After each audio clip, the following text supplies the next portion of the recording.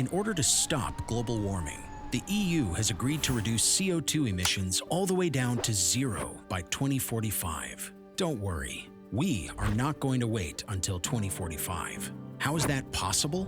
Our strategy rests on 3 pillars. The first step is reduction measures. These include an economical approach, recycling of reusable materials from our own production, fewer trips, reduction of energy consumption, and usage of sustainable raw materials.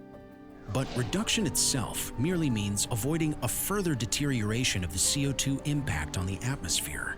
The previously released CO2 remains in the air, and additional CO2 is still released as a consequence of human activity, further burdening the environment. Net zero can only be achieved if all unavoidable emissions are also removed from the atmosphere. Recycling of reusable materials is a very strong tool for reducing CO2 emissions by more than 80,000 tons per year for our customers. Since circular economy helps everyone reduce their Scope 3 inputs considerably, we look far ahead. That is why we at Kluthe have acquired 5,600 hectares of woodland, which remove 56,000 tons of CO2 from the atmosphere every year. We are committed to thoroughly revise our carbon footprint.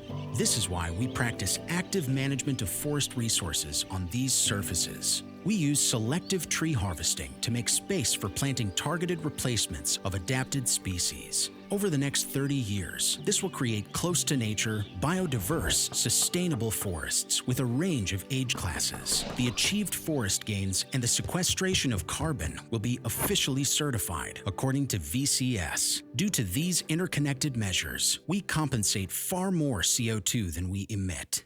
We are not only climate neutral, we are climate positive.